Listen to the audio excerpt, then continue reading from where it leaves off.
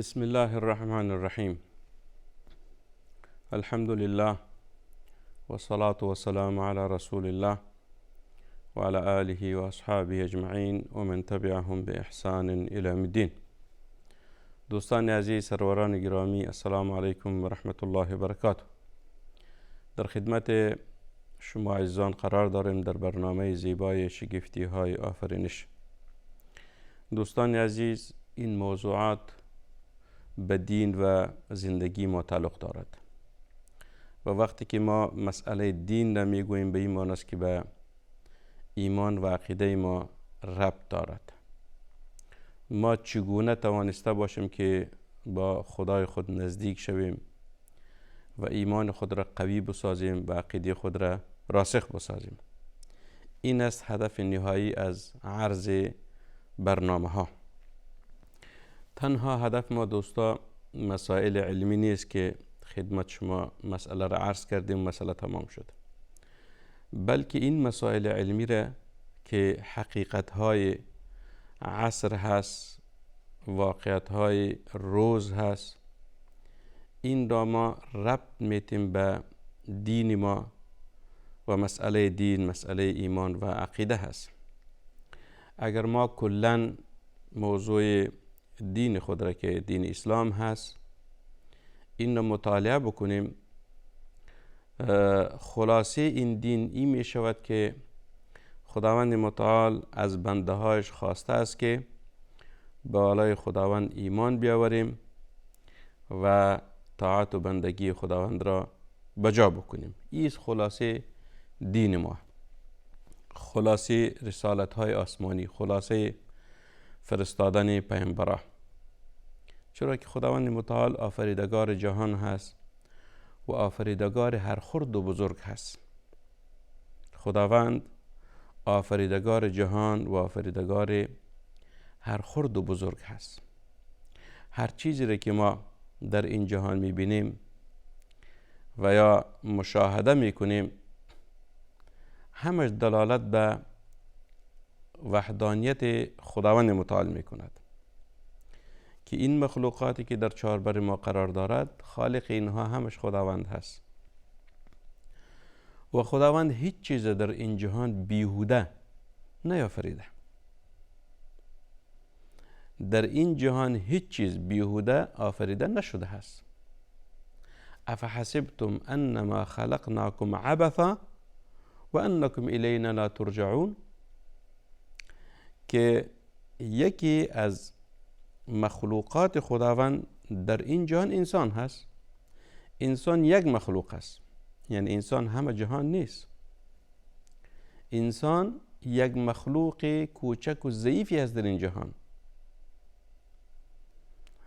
و از انسان کرده میلیون ها بلکه میلیاردها مرتبه مخلوقاتی هست که ما او را دیده نمیتونیم یا مشاهده کرده نمیتونیم. کائنات مخلوقات زنده و غیر زنده جان ها، مثلا شما ببینید فرشتگان بنده های خداوند هست و خداوند بر فرشتگان چقدر قوت و طاقت داده هست که هیچ کس مقایسه کرده نمیتواند. بزرگترین مخلوقات زنده فرشتگان خداوند هستند، مثل که پیامبر صلی الله علیه وسلم در حدیث مشهور فرموده، میگه وقتی که جبریل علیه السلام را در چهره اصلیش مشاهده کردم دیدم که در بالای کرسی نشسته هست و پرهای بال او تمام کناره های آسمان را فراگیر ساخته است. سبحان الله. یعنی جبریل اسم آنقدر بزرگ، یک فرشته بزرگی هست که بالهای جبریل علیه السلام کناره های آسمان را فرا گرفته است. چی معنی؟ یعنی جبریل علیه السلام فرشته است و فرشتگان بنده های خداوند هست، همچنان دیگر مخلوقاتی که خداوند در این جهان آفریده است.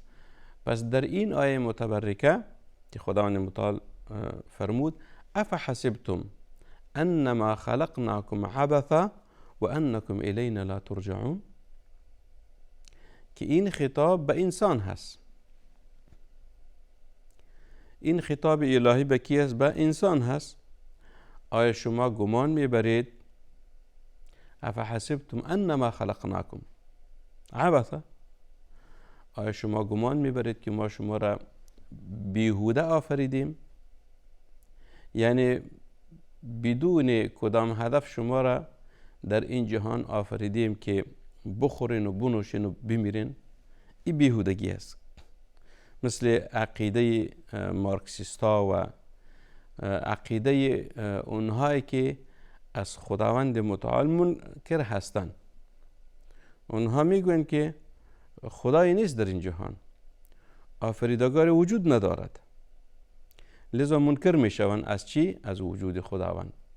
اونها چی تصور دارند؟ تصورشان ایست که این جهان طبیعت آفریده است، انسان همانند گیاه می روید و می میرد و بعد از مردن دیگر حسابی نیست، دیگر زندگی نیست. این عقیده کیست؟ عقیده مارکسیستا و عقیده لادین ها، اونهایی که از خداوند منکر هستند. در حالی که خداوند متعال عالی می فرماید که افحسبتم انما خلقناکم عبثا و انکم الینا لا ترجعون. این است موضوع عقیده، موضوع ایمان، که در دنیا خداوند هیچ چیز بیهوده نیافریده است، که از جمله مخلوقات خدا انسان هست. ببینید در یکی از لطائف قرآنی ایست دوستا که هر کلمه قرآن برای خود یک معنای خاصی دارد. اولش شما ببینید که افحسبتم، این به معنای چیز؟ به معنای گمان هست. یعنی شما گمان میبرید ای انسان ها که انما خلقناکم عبثا، که ما شما را بیهوده آفریدیم، یعنی بدون کدام هدف شما در دنیا آمدین و پس میروین، دیگر هیچ کدام هدفی نیست. و انکم الینا لا ترجعون، یک معنای دیگری هست. و شما گمان میکنین که دوباره با ما بر نمیگردین. یعنی به این معنی است که بعد از مردن زنده شدن نیست، بلکه هست. بله، بعد از مردن زنده شدن هست. پس اصلی زندگی انسان بعد از مرگش آغاز می شود. مثل که یکی از علمای مسلمانان خیلی یک جمله زیبایی را فرمودن که اونها گفتن که مرگ آغاز زندگی اصلی انسان هست. مرگ پایان زندگی نیست، بلکه آغاز زندگی اصلی انسان هست. درست است در عالم جهان، در جهانی که ما زندگی میکنیم، وقتی که یک انسان میمیرد، فلان وفات کرد، فلان کشته شد، فلان انسان مرد، یعنی او را ما میگم که مرد، انسان مرده، او شخص مرده هست. یعنی در سیستم جهان درست است و انسان از این جهان چشم پوشید، از دنیا رفت، دیگر با ما نیست، روحش قبض شد. این چیز یک واقعیت است.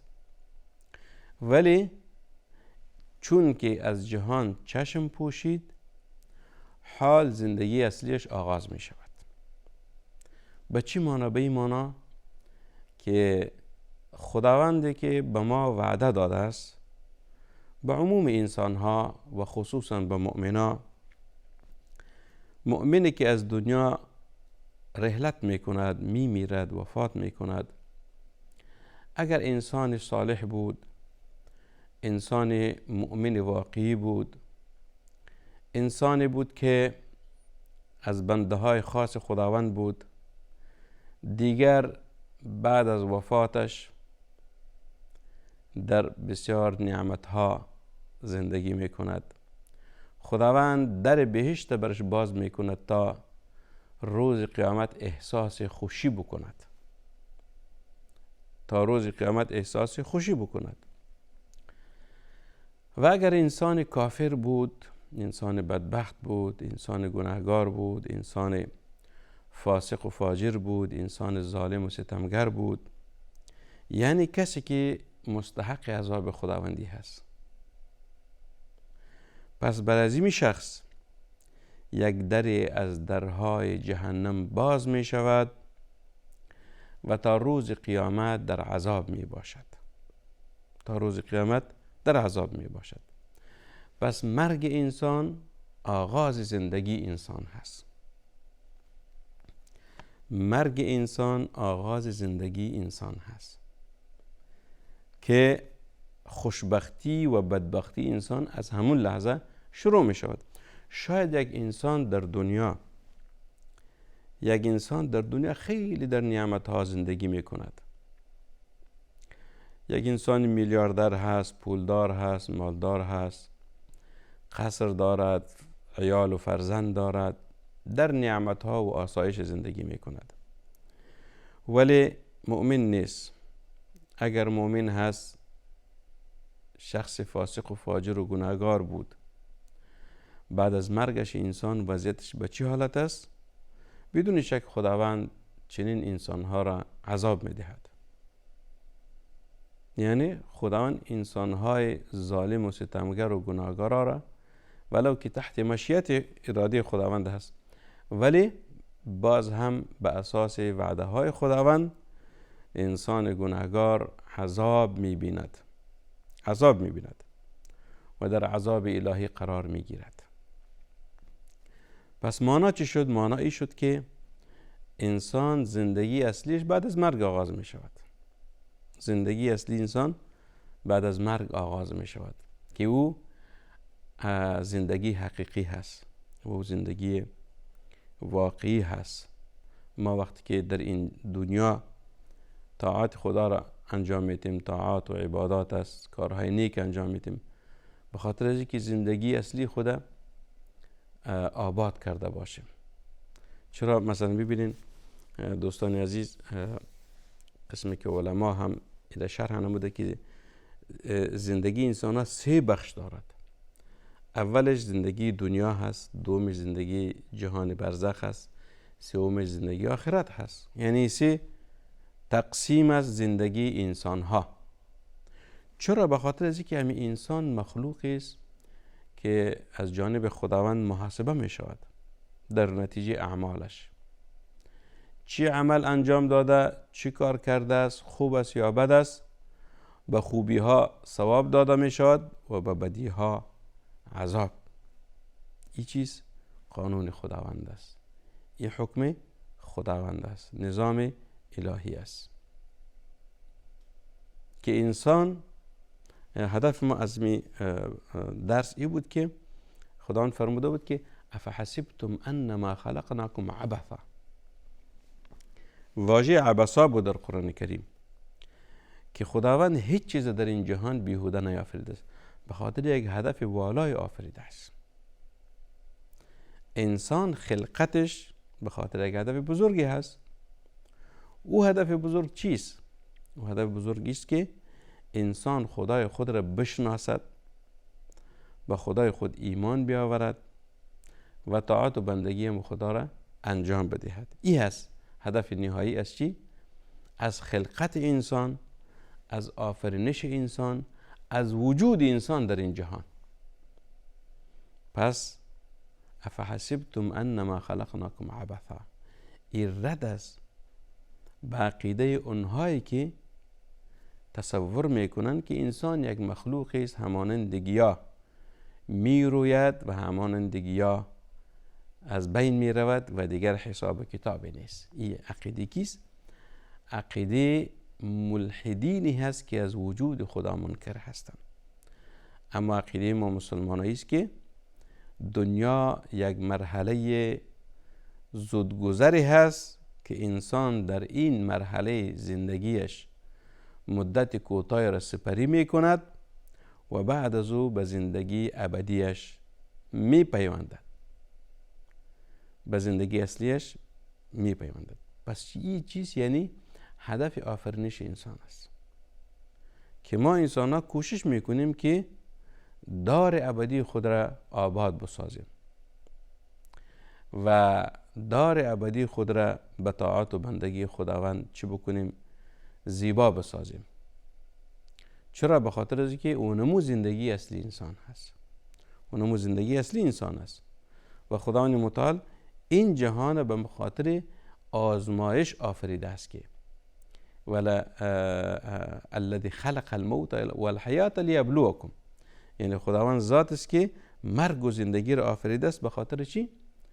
به خاطر ابتلای شما انسان ها، تا شما را بیازماید، تا شما را بیازماید که کدام یکی از شما کار خوب را انجام میدهید، کدام یکی از شما کارهای خوب انجام میدهید. این چیز یعنی اصل زندگی انسان ها و بشریت هست. حتی در رابطه با این مسئله ما قبلا هم خیلی صحبت کردیم و آلی هم اشاره میکنم که ببینین جهان خداوند بر انسان آفریده است و انسان خداوند به خاطر پرستش و بندگی خود آفریده است. و آیات متعدد در رابطه ذکر شده است که خداوند متعال ما را متوجه ساخته است که ای انسان، این جهانی که تو در زندگی میکنی به خاطر خدمت تو هست. یعنی یگانه مخلوق مکلف مکرم معزز انسان هست در این جهان. لذا از جمله انسان ها رسول صلی الله علیه وسلم هست که خداوند برش مقام داده است که برای هیچ فرشته مقرب نداده است. رسول صلی الله علیه وسلم انسان بود، ولی وقتی که خداوند برای همین انسان عزت و تکریم داد و او را پیامبر آخر زمان قرار داد و او را پیامبر اولوالعزم قرار داد، مقامش از بزرگترین و والاترین مقام ها است در بین تمام کائنات. پس این انسان است که خداوند متعال او را چی کرد؟ او را تکریم داد، او را عزت داد و او را این مقام والا و بالا داد. پس این چیز از هدف از آفرینش انسان است در این جهان. پس انسان بیهوده آفریده نشده هست. انسان یک مخلوق بیهوده نیست در این جهان، بلکه یک مخلوق مکرم و معزز و مکلفی هست که خداوند این را به خاطر همین هدف بزرگ آفریده است. پس بر ماست که خدا را بشناسیم، به او ایمان بیاریم و به طاعت و بندگی از خداوند متعال بپردازیم. و صلی الله و سلم و بارک علی سیدنا و نبینا محمد صلی الله علیه وسلم.